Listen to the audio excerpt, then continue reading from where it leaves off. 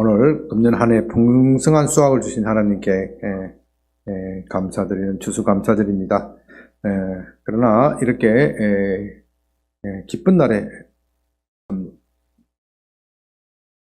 기뻐하기 어려운 분도 있습니다. 제가 최근에 관여하고 있는 교회 사건이 있는데 그 교회를 거쳐가신 원로 목사님은 성령의 능력이 많은 분이었고 정말 헌신적인 사역으로 그 지방에 상당히 큰 교회로 성장하였습니다. 그 목사님은 교계에서도 알아주는 그런 분입니다. 참 안타깝게도 돌아가시면서 부임자를 제대로 선정하지 못하여 교회에 큰 분쟁이 생겼습니다. 문제는 그 교회에 재산이 많다는 겁니다.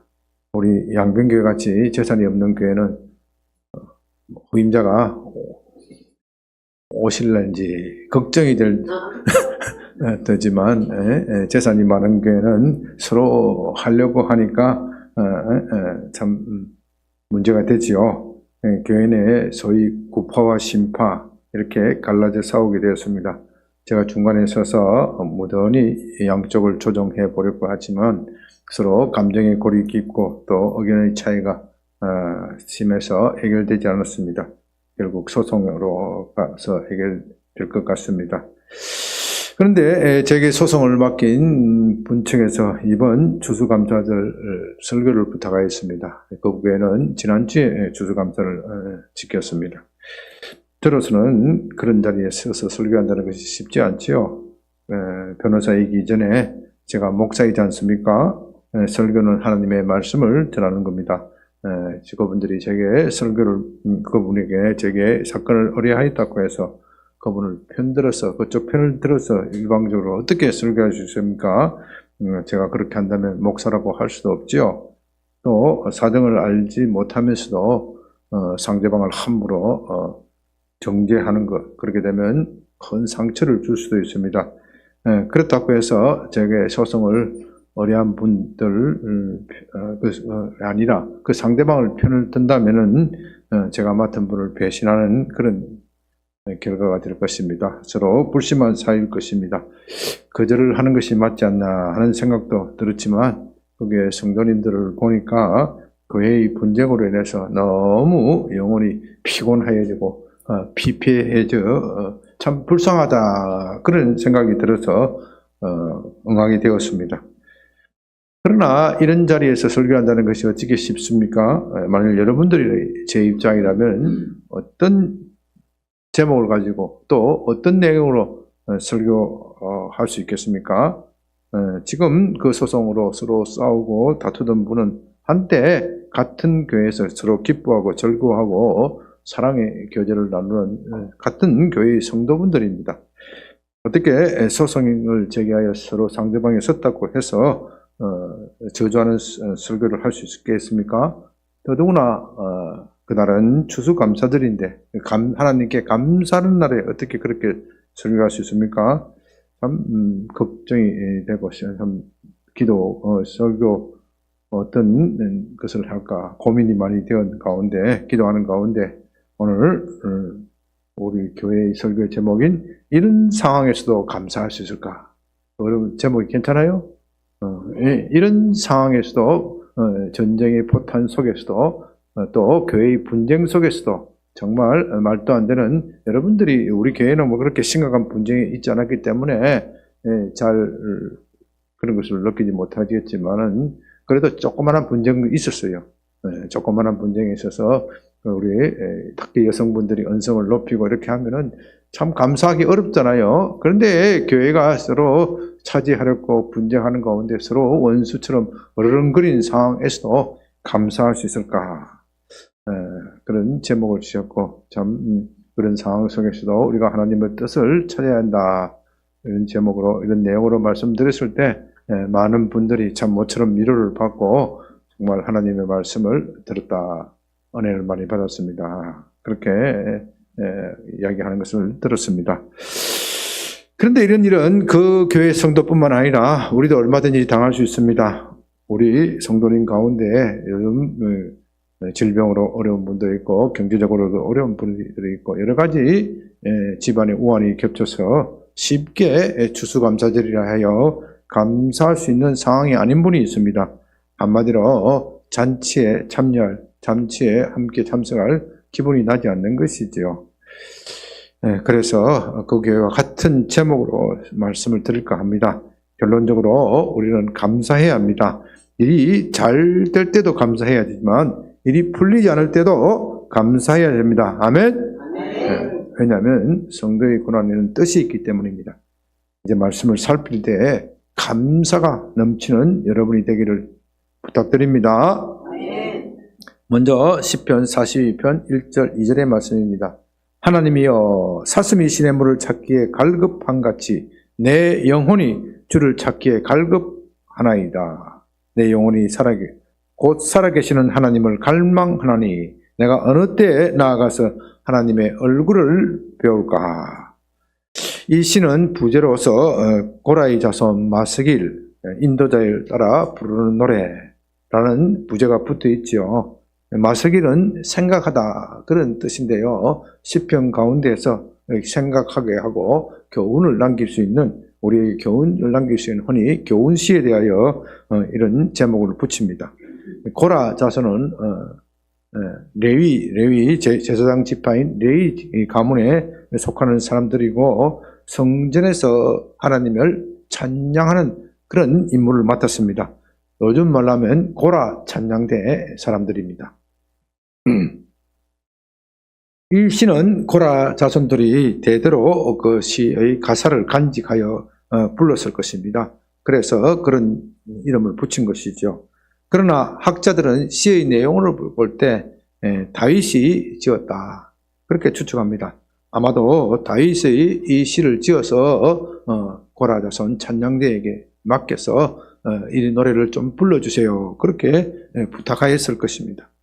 이런 주장이 맞다면 이 시의 배경은 사무엘하 15장 이하입니다. 다윗은 온 이스라엘이 존경하는 불세출의 영웅이지요. 그러나 안타깝게도 노년에 아들 압살롬이 반역을 일으켰고 그는 급하게 도망가야 하는 실정에 놓이게 되었습니다. 아무리 부자지간이라도 권력을 두고 싸우면 피비린내 나고 잘못하면 다윗조차도 좀 죽을 수도 있습니다. 압살롬은 다윗의 셋째 아들인데 얼굴이 잘생겼고 사람들을 끄는 매력, 카리스마가 있었습니다. 그러나 그는 야심이 컸고 스스로 왕이 되고자 반역을 일으켰죠. 다윗으로서는 아들 압살롬이 그렇게 반역을 일으킬지 전혀 예상하지 못하였습니다. 압살롬이 반란군을 이끌고 오는 것을 보고 허둥지둥 도망가게 되었습니다. 1절은 이때 그의 마음이 얼마나 다급했는지 표현하고 있습니다. 사슴이 시냇물을 찾듯 내 영혼이 주를 찾기에 갈망하나이다. 사슴이라는 동물은 물을 좋아하고요. 갈증이 나면 물을 찾아서 이리저리 견디지 못하고 헤맨다 그렇게 말합니다. 하나님이 나를 도와주세요. 아니 하나님 나를 도와주셔야 합니다. 하나님 도와주시기만 하면 이 위급한 상황을 끝낼 수 있습니다. 그러나 하나님이 나를 외면하시면 나는 끝장입니다. 내 아들 압살롬의 손에 붙잡혀 내 목숨조차도 부지하지 못하게 될 것입니다. 나의 왕국은 끝장입니다. 나의 운명은 하나님의 손에 달려 있습니다. 하나님 나를 불쌍히 여겨주셔서요. 그런 그의 절절한 심정을 잘 표현하고 있습니다. 3절 사람들이 종일 내게 하는 말이 내 하나님이 어디 있느뇨 하오니 내 눈물이 주야로 내 음식이 되었나이다. 사무엘하 16장을 보면 다윗이 그렇게 급하게 도망갈 때 사울 왕가의 사람이 스무이라는 사람이 다윗을 저주하였지요. 피를 흘린 자여 사악한 자여 가거라. 사울의 족속의 모든 피를 여호와께서 내게 돌려줬도다. 그를 이어서 내가 왕이 되었으나 내 아들 압살롬의 손에 넘기셨도다.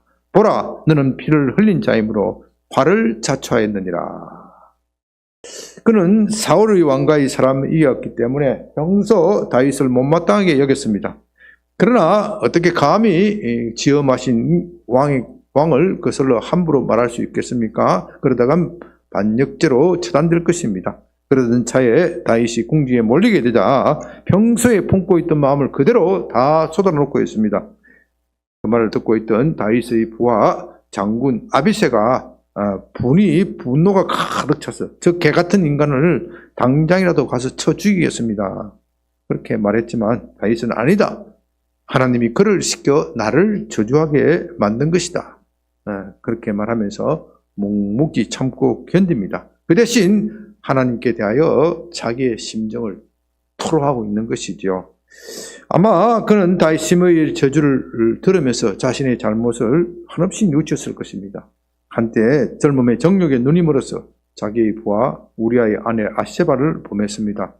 그것도 우리아가 전쟁에 나가서 목숨이 어떻게 될지 위험한 지경인데 왕은 한가하게도 그런 짓을 하는 것이죠. 그건 정말 군주로서 자질이 없는 짓이고 해서는 안 될 일입니다. 아세바가 임신하여 그 사실이 발각될 것을 우려되자 강계를 써서 아예 우리아를 죽여버렸지요. 아무도 그 일을 모른다고 생각하였지만 하나님은 아십니다. 이제 하나님은 선지자 나단을 통하여 그 일을 지적하셨습니다. 그때 다윗은 선지자 나단의 지적을 받고 크게 뉘우치고 회개합니다. 하나님께서 다윗을 높이 평가하신 것은 바로 이 대목입니다. 고대의 세계에서 왕은 흠이 없는 사람이에요. 왕이 흠이 있으면 안 돼. 그렇기 때문에 왕이 잘못이 있다 하더라도 잘못을 지적하면 어떻게 해요? 잘못을 지적한 사람을 죽여버리는 것이 고대 세계에서 통상 있는 일인데, 그러나 다윗은 그렇게 하지 않고 내가 하나님께 범죄하였습니다. 그렇게 회개합니다. 그래서 하나님께서 그의 죄를 용서하십니다. 그러나 그래도 그냥 넘어갈 수는 없습니다. 만일 그냥 넘어가면 다윗이 하나님의 용서를 가볍게 여길 것입니다. 또다시 그런 죄를 범할 수도 있습니다. 그래서 하나님은 따끔하게 벌을 내려서 다시는 죄를 지을 생각도 하지 못하게 하시려고 그의 아들 압살롬이 반란을 일으키는 것을 허용하였습니다. 지금 다윗은 자신이 당한 혼란의 근본적인 원인을 잘 알고 있습니다. 그는 하나님으로부터 징벌을 받고 있는 것입니다. 그래도 하나님께 간청하면 하나님이 그 징벌을 면하게 해 주실 것입니다. 아니, 완전히 면하게 해 주시지는 않는다고 할지라도 가볍게 해 주실 것입니다. 그래서 하나님만 쳐다보고 그렇게 말하고 있는 겁니다. 4절에서는 더욱 비참한 자신의 심정을 토로합니다. 내가 전에 성의를 지키는 무리와 동행하여 기쁨과 감사의 소리를 내며 그들을 하나님의 집으로 인도하였더니 이제 이 일을 기억하고 내 마음이 상하는도다. 시므이가 저주하는 것은 그래도 참을 만합니다. 그는 살 왕가에 속한 사람이고 다윗이 왕위에 오르는 것을 별로 좋아하지 않았습니다. 겉으로 보기에는 충성하는 것 같지만 속으로 그런 마음이 있었던 걸 다윗이 모르는 바가 아닙니다. 문제는 평소 다윗에게 충성을 맹세한 사람들이 그에게 등을 돌리고 있다는 사실입니다. 그들이 누구입니까? 다윗에게 충성을 맹세한 사람들이 아닙니까? 또 다윗이 하나님께 찬양을 드릴 때 그들의 무리와 앞장서 그들을 이끌고 함께 노래 부르고 함께 기뻐하고 함께 잔치를 벌려 즐거워하던 사람들입니다. 그런 사람으로부터 배신당하는 것은 참 가슴 아픈 일입니다. 이 시의 하이라이트는 5절입니다. 내 영혼아 내가 어찌하여 낙심하며 어찌하여 내 속에서 불안해하는가. 너는 하나님께 소망을 두라. 그가 나타나 도우심으로 말미암아 내가 여전히 찬송하리로다. 3절은 내 눈물이 쥐하로 내 음식이 되었다. 그렇게 말할 정도로 눈물의 바다를 지나고 있습니다. 세상에 기댈 것은 아무도 없습니다. 모두 다윗의 원수일 뿐입니다. 사방을 둘러보니 다 원수일 뿐입니다. 심지어 그의 친한 친구도 그를 배신하였습니다. 그러나 그는 절망하지 않습니다. 아니, 절망하지 않기로 작정했다. 그렇게 표현하는 것이 맞습니다. 지금 상황으로 볼 때 그도 절망할 수밖에 없지만 그래도 절망하지 않기로 결심합니다. 왜냐하면 이 모든 것은 자신의 죄악 때문이기도 하지만 하나님께서 허락하신 일이기 때문입니다. 그래서 하나님만 붙잡기로 결심합니다. 그럼 먼저 불안해하고 낙심하는 자기 자신에게 자기의 영혼을 나무랍니다. 내가 어찌하여 낙심하는가? 어찌하여 불안해하는가? 어찌하여 믿지 않는 사람처럼 행동하는가? 너는 하나님께 소망을 두라. 이 말은 종전 번역에서는 너는 하나님을 바라라. 그렇게 번역했는데 옛날에 번역이 더 실감나게 표현하는 것 같습니다. 너는 하나님을 바라라. 다윗의 처방은 하나님만 바라는 것입니다. 낙심하여 불안한 것은 어쩔 수 없습니다. 아무리 믿음이 좋은 사람이라도, 아무리 용기가 있는 사람이라도 목에 칼이 들어오면 두렵고 떨리는 것 당연한 것입니다. 그러나 그는 자신에게 그래도 두려워하지 말고 하나님만 바라보라고 말합니다. 그렇게 함으로써 스스로 용기를 북돋아 주고 있습니다. 세상 사람들은 이것을 마인드 컨트롤이라고 하지요. 그러나 다윗이 하는 것은 세상 사람들이 하는 마인드 컨트롤과 질적으로 차이가 있습니다. 세상 사람들은 절망적인 상황 속에서도 아니다. 자기 스스로 나는 잘 된다. 그렇게 말하면서 절망하지 말라.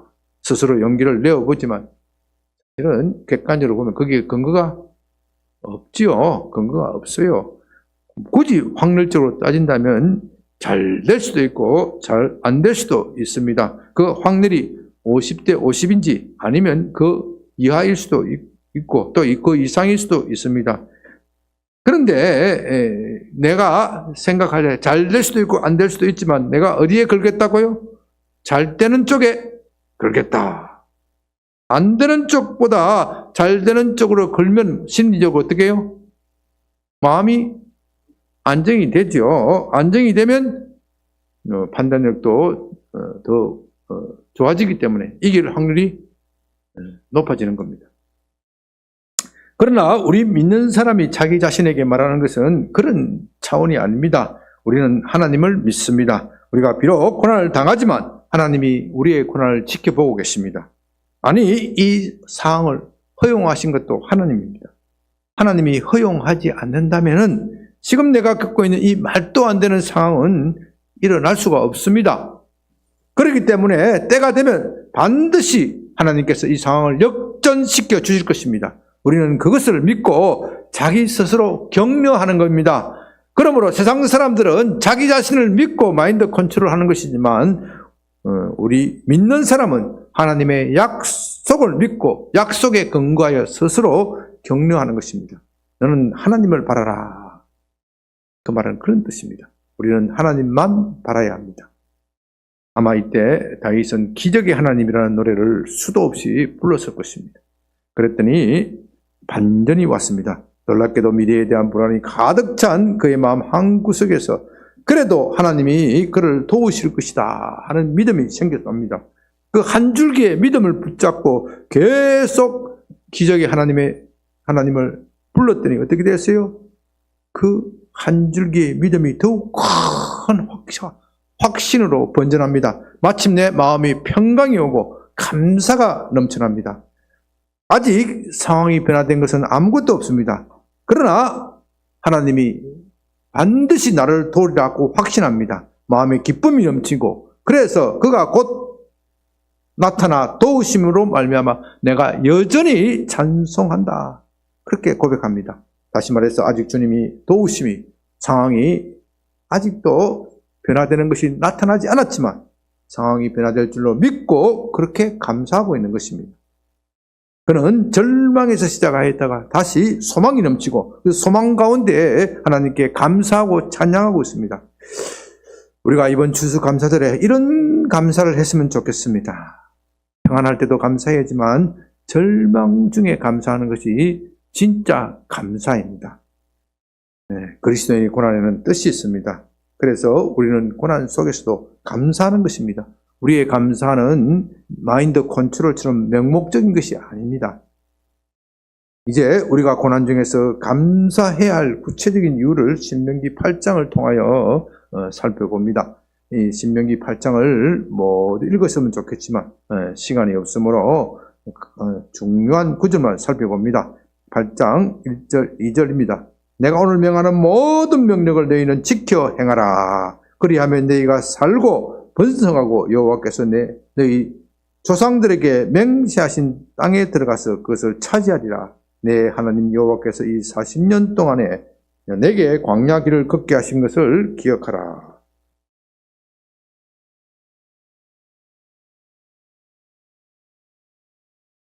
신명기 8장은 모세가 이스라엘 백성들이 가나안 땅에 들어가기 직전에 그들을 불러놓고 당부하는 내용입니다.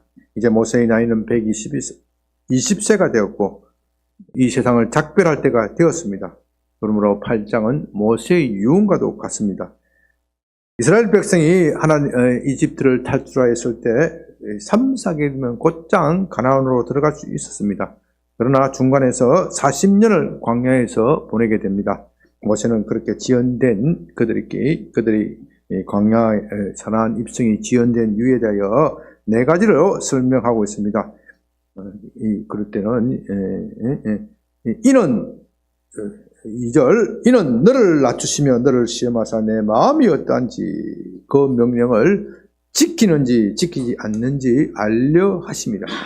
너를 낮추시며 너를 줄이게 하시며 또 너도 알지 못하며 내 제사장들도 알지 못하던 만나를 내게 먹이신 것은 사람이 떡으로만 사는 것이 아니요 여호와의 입에서 나오는 모든 말씀으로 사는 줄을 내가 알게 하려 하심이라. 첫째는 우리를 낮추기 위함입니다. 여기서 낮춘다는 것은 원래 내가 높은 자리에 있었는데 그 낮은 자리로 처박아 넣는다, 그런 뜻이 아니고요. 원래 내가 있어야 할 자리로 돌아가게 한 것이다, 그런 뜻입니다. 원래 우리가 하나님 앞에서 있어야 할 자리가 있습니다. 우리는 하나님의 피조물이고 하나님은 우리의 창조주, 하나님은 하나님이십니다. 그런데 우리 마음이 교만해져서 그 피조물의 자리를 지키지 아니하고 하나님 자리에 대신 올라간 겁니다. 그래서 하나님은 우리로 하여금 고난을 겪게 하시고 원래 우리가 있어야 할 그 자리로 돌아가게 하신 것입니다.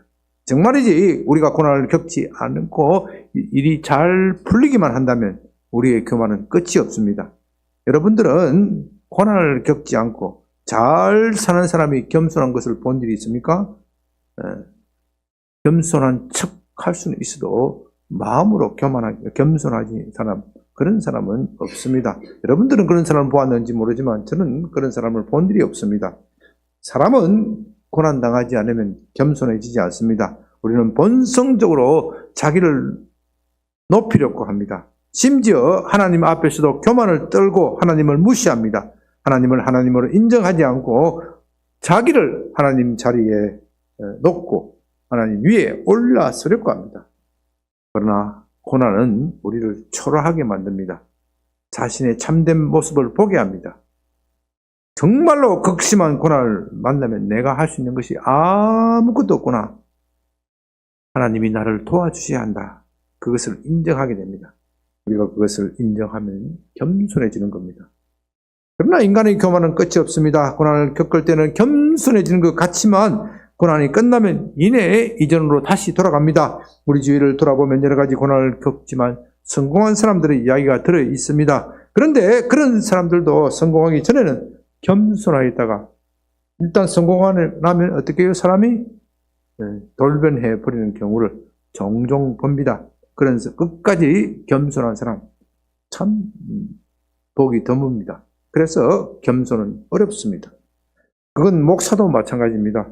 요즘은 그런 분이 거의 없겠지만 60년대, 80년대, 60년대, 70년대 우리 대한민국이 가난했던 시절, 그 시절에는 처음 교회를 개척하는 분들이 천막을 치고 가마떼기를 깔고 강대상도 그냥 사각개짝으로 올려놓고 그렇게 교회를 시작한 분들이 들어있습니다. 그렇게 시작할 때 참 초라하게 시작할 때 겸손하였지요. 그러나 목회에 성공하고 수천 명, 수만 명의 성도들이 모여들었을 때 사람이 달라졌다. 종종 그런 것을 봅니다. 제가 변호사로서 큰 교회 사건에 관여하다 보면 들리는 소리가 저 목사님은 원래 그러지 않았습니다. 처음에는 그러지 않았습니다. 어느 순간에 변질되고 나서 교회에 이렇게 분란이 일어났습니다. 그렇게 이야기하는 것을 종종 듣습니다. 성공한 사람은 초심을 지키기 어렵습니다. 그래서 17절은 이렇게 말합니다. 그러나 내가 마음에 이르기를 내 능력과 내 손의 힘으로 내가 이 재물을 얻었다고 말할 것이라. 성공하고 나면 그렇게 된다 이 말이죠. 이 말씀처럼 사람은 쉽게 변질됩니다. 그들이 처음 가나안 정복 전쟁에 났을 때 두려웠습니다. 그들이 이집트에 탈출했을 때 하나님께서 기적을 베푸시고 이집트를 탈출할 때는 그들이 할 것이 아무것도 없었습니다. 그저 하나님께서 기적을 베푸시고 홍해를 가르시고 탈출하게 하셨습니다. 그러나 가나안 정복은 그들의 힘으로 해야 합니다. 가나안에는 이미 강한 부족들이 그들이 올 것을 대비하고 있습니다. 가나안은 그냥 주어지는 것이 아니라 그들이 힘써 전쟁해서 차지해야 합니다. 그래서 그들은 마음이 낮아져서 그들의 성읍을 볼 때 마음이 낮아서 하나님께 도움을 구하면서 전쟁에 임하였습니다. 하나님은 그들의 기도를 들으시고 마침내 전쟁에서 승리하게 하였습니다. 그러니까 그 전쟁은 그들이 한 것이기도 하지만 하나님이 한 것이기도 합니다. 그러나 그들이 가나안 땅을 점령하고 평안히 살 때 하나님의 도우심을 잊어버립니다. 내 손으로 이 모든 것을 이루었다. 그렇게 말할 것입니다. 그래서 모세는 절대로 그런 짓을 해서는 안 된다. 강조하면서 하는 말입니다. 만일 그들이 초심을 잃어버린다면 고난이 다시 찾아올 것입니다. 그러므로 고난의 첫째 이유는 우리의 마음을 낮추게 하기 위함입니다. 이제 고난 당한 사람은 내가 하나님께서 내 마음을 낮추게 하기 위한 것이다. 이것을 늘 기억해야 합니다. 고난을 당해도 이것을 깨닫지 못하는 사람이 있어요. 참 미련한 짐승과 같아. 매를 맞아도 깨닫지 못하면 잠언에 보면 뭐와 같았고요? 미련한 짐승과 같아. 여러분은 미련한 짐승이 되면 안 돼요. 둘째는 우리 마음이 어떠한지를 살펴보기 위함이라고 했습니다. 고난은 우리 마음을 테스트하는 시금석입니다. 사실 우리 마음은 우리 자신도 잘 모릅니다. 내 안에 무엇이 들어있는지 내 자신도 잘 모릅니다. 그러기에 내 마음 나도 몰라 하는 말도 있지 않습니까? 내 스스로 생각할 때, 자기 스스로 생각할 때 하나님을 잘 섬긴다. 그렇게 보이지만 사실은 그렇지 않습니다. 자기 배를 섬기면서 하나님을 잘 섬긴다고 착각하는 사람들이 얼마나 많습니까? 그건 여러분만 그런 것이 아니고 저와 같은 목사도 그렇습니다. 그래서 하나님은 우리에게 고난을 주십니다.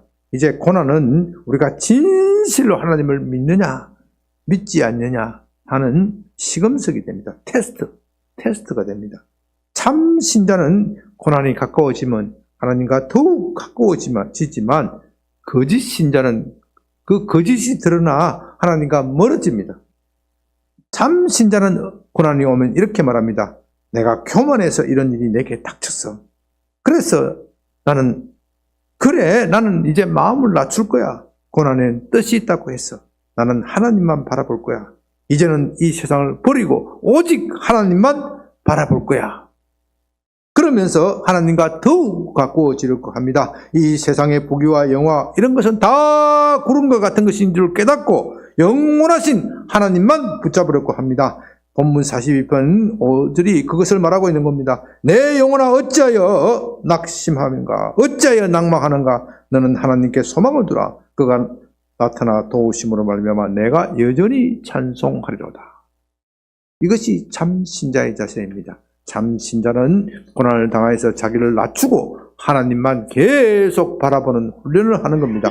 그러나 거짓 신자는 고난을 견디지 못합니다. 하나님을 바라보는 것이 아니라 하나님께 대하여 불평하고 원망하면서 마침내 하나님을 떠나버립니다. 예수 믿으면 복 받을 줄 알았는데 병 고치고 팔자 고칠 줄 알았는데 모두 거짓말이야. 내가 좀 나쁜 짓을 했다고 해서 이거 너무 심한 거 아니야?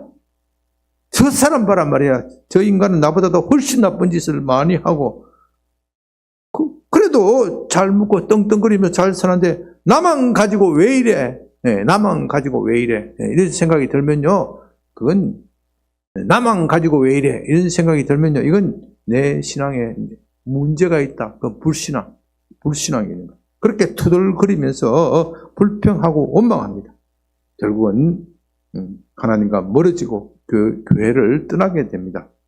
그래서 고난이 시금석입니다. 예수 믿는 사람은 더욱 예수님을 굳게 만들고, 거짓 신자는 그의 거짓이 드러나, 그의 거짓 믿음이 드러나서 믿음에서 더욱 멀어지게 됩니다. 셋째는 사람이 떡으로만 사는 것이 아니요 여호와 입에서 나오는 모든 말씀으로 사는 것을 알게 하려 하심이라고 했습니다. 여기서 하나님의 말씀이란 하나님의 약속을 말합니다. 하나님의 약속. 하나님이 무엇을 우리에게 약속하셨습니까? 고난에는 뜻이 있고 고난을 참고 견디면 의의 평강한 열매를 맺게 될 것이다. 이 약속입니다. 마침내 복을 받게 된다. 그 약속입니다.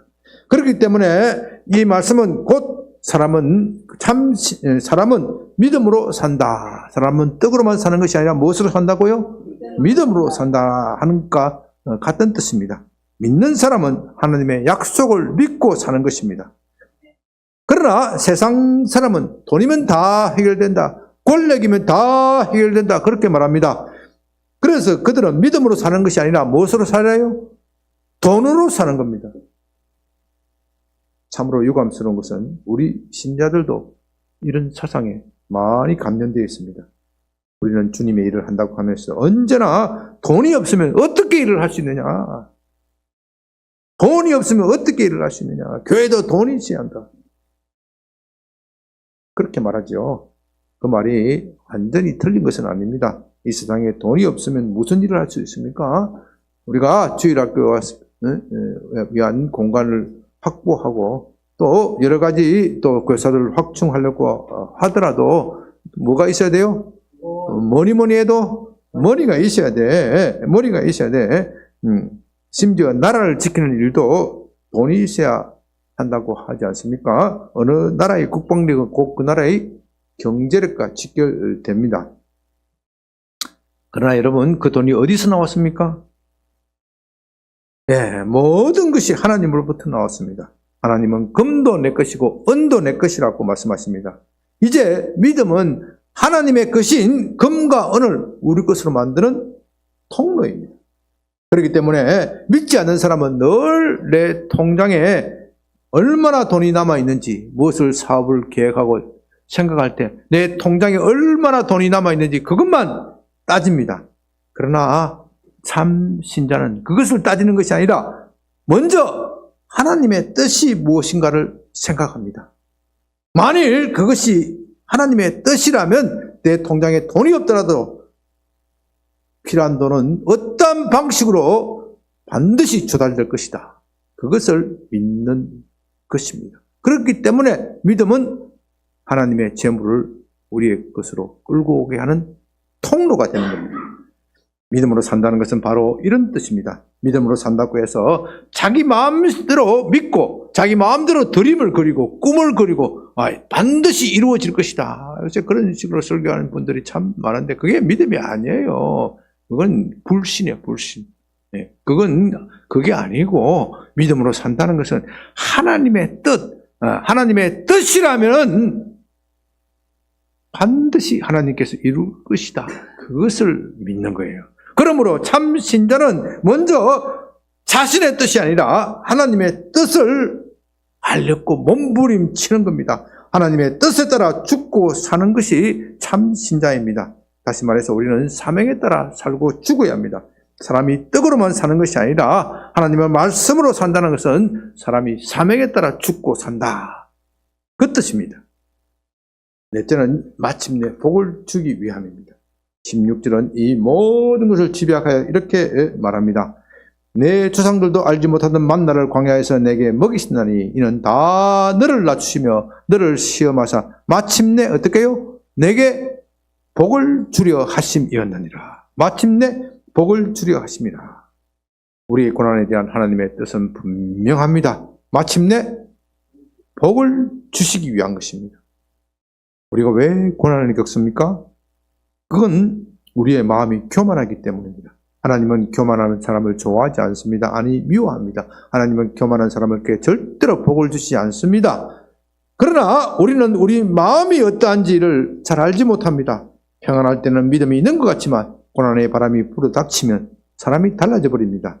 참 믿음을 가진 사람은 그 믿음이 비록 겨자씨만큼 적은 믿음일지라도 더욱 큰 믿음을 가지게 됩니다. 무엇을 통해서요? 고난을 통해서요. 아주 겨자씨 같은 적은 믿음도 고난을 통해서 그 믿음이 더욱 커지게 됩니다. 그러나 거짓 믿음을 가지고 있는 사람은요, 그 사람의 믿음이 아주 뻥튀기같이 크게 보이도 다 털려버립니다. 다 빼앗길 것입니다. 그러므로 고난은 우리의 마음을 살펴보는 시금석입니다. 우리는 그런 과정을 거치면서 사람이 떡으로만 사는 것이 아니라 하나님의 말씀으로 산다. 그것을 깨닫게 됩니다. 다시 말해서 하나님의 약속의 말씀, 약속을 믿고 사는 것을 알게 되는 겁니다. 그래서 어떠한 환경이 와도 절망하지 않고 담대해지게 됩니다. 그리고 이 모든 과정을 거쳐 하나님은 마침내 우리에게 뭘 주신다고요? 복을 주신다. 여러분은 지금까지 말씀드린 것은 다 잊어버리도 이 마지막 말씀을 기억하시기 바랍니다. 마침내 복을 주리라 하십니다. 다시 합니다. 마침내 복을 주시라 하십니다. 마침내 복을 주려 하시는 것이 고난에 대한 하나님의 최종적인 뜻입니다. 이제 말씀을 마칩니다. 여러분은 어떤 상황이 와서도 감사할 수 있습니까? 아멘. 이건요, 이론의 문제가 아니라 실전의 문제입니다. 우리가 모든 일이 잘 풀려 잘 될 때는 쉽게 감사할 수 있습니다. 아니, 그건 사실 감사가 아니죠. 잘 되는데 감사 못할 사람이 어디 있습니까? 일이 안 풀려도 감사하는 것이 참된 감사입니다.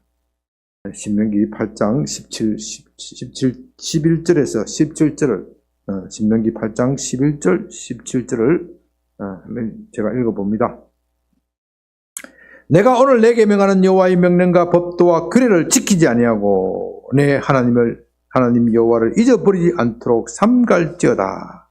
내가 먹어서 배부르고 아름다운 집을 짓고 거주하게 되며 또 내 소와 양이 번성하며 내 은금이 정식되며 내 소유가 다 풍부하게 될 때 내 마음이 교만하여 내 하나님 여호와를 잊어버릴까 염려하노라. 여호와는 너를 애굽 땅 종되었던 집에서 이끌어내시고 너를 인도하여 그 광대하고 위험한 광야 곧 불뱀과 정갈이 있고 물이 없는 그 간조한 땅을 지나게 하셨으며 또 너를 위하여 단단한 반석에서 물을 내셨으며 내 조상들도 알지 못하던 만나를 광야에서 내게 먹이신다니 이는 다 너를 낮추시며 너를 시험하사 마침내 내게 복을 주려 하심이라. 마침내 복을 받았어요. 마침내 복을 받았어요. 그런데 17절에 뭐라고 하기를 그러나 내가 마음에 이르기를 내 능력과 내 손의 힘으로 이 재물을 얻었다 말할 것이요. 처음에는요, 고난을 극복하고 가나안 땅을 정복하고 그랬을 때 이야, 이 모든 것이 다 하나님이 해주셨네. 그러다가요, 조금 지나면 어떻게 해요? 하나님은 다 잊어버리고 내가 잘났어, 이 전쟁에서 승리해서 그렇게 된다 이거예요. 그렇게 되면 어떻게 돼요? 망조가 나죠. 망조가 나요. 그러면 그 다음에 뭐가 와요? 고난이 오는 거예요. 고난이 오는 거예요. 고난이 오는 거예요. 그렇기 때문에 우리가 하나님의 복을 계속 받으려면은 계속해서 자기를 낮추는 훈련을 해야 됩니다. 이 사람의 마음은요, 어쩔 수가 없어요. 여러분, 미국의 역사를 제가 참 공부를 많이 합니다. 왜냐면요, 어찌됐든 미국은 대단한 나라잖아요. 지난 일주일에도 미국에 갔다 왔는데, 참 대단한 나라예요. 어떻게 미국이 저렇게 복을 받을 수 있을까? 인간적으로 보면 복을 받을 나라가 아니에요. 여러분, 다인종 국가 사는 나라 치고 제대로 된 나라가 어디 있어요? 브라질 가면요, 어떤 나라 이야기해서 좀 미안하긴 하지만, 엉망이에요, 엉망. 엉망이에요, 엉망. 남미를 가면 어느 나라 가나 엉망이에요. 멕시코 엉망이에요. 그런데 이 다인종이 구성된 미국이 어떻게 복을 받을 수 있을까? 근데 그거 연구하려고 미국 역사를 공부하는 거예요. 미국 좋아서 간 게 아니고. 그런데 미국의 그 목사님들, 위대한 신학자들이 다 이구동성으로 하는 말이 있어요. 미국은 주기적으로 부흥운동이 일어났다. 주기적으로 부흥운동이 일어났다. 무슨 말이냐면요. 이 부흥운동이 일어나면 사람들이 회개하고 자기 죄를 자복하고 마음을 낮춥니다. 하나님, 우리가 잘못했습니다.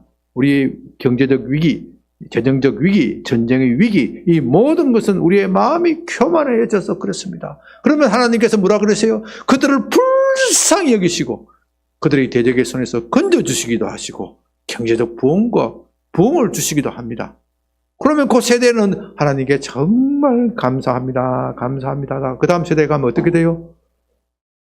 내가 잘나서 그렇다. 미국에 봐라. 얼마나 석학과 박사들이 많느냐. 세계의 모든 좋은 대학은 다 미국에 있고 미국에 이렇게 기술과 경제가 발전을 있으니 세계를 제패하는 것이 당연하다.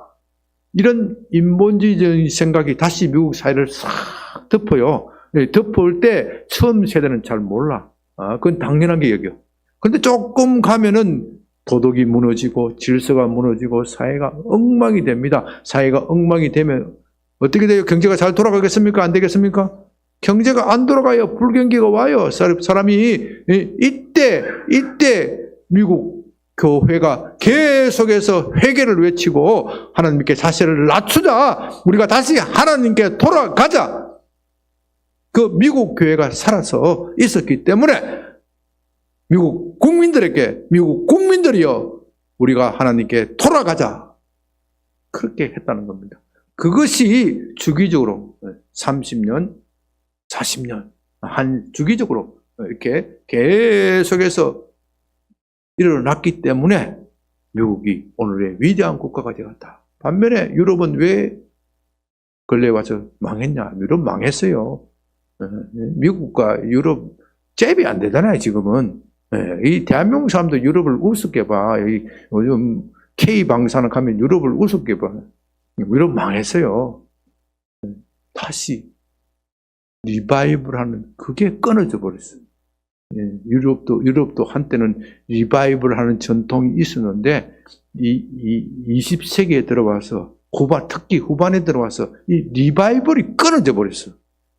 악의 세력은 늘 우리의 믿음을 흔들어 놓고, 교회를 흔들어 놓고, 이 땅을 자기 마음대로 장악하려고 합니다.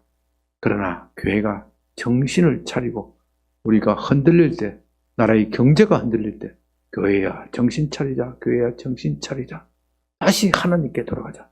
우리 10월 27일 부흥집회가, 한국교회 부흥집회가 바로 그런 리바이벌의 교회의 몸부림이라는 것을 알아야 됩니다. 교회가 그렇게 리바이벌 돼야 다시 이 땅의 경제가 다시 사는 것이고 이 땅에 사는 것이 다시 사는 겁니다. 그러므로 저와 여러분은 고난 가운데 있다고 하더라도 결코 두려워하지 말고 고난 가운데 어떻게 해요? 더욱더 하나님께 찬양합시다. 아멘. 우리 기적의 하나님 한번 불러봅시다.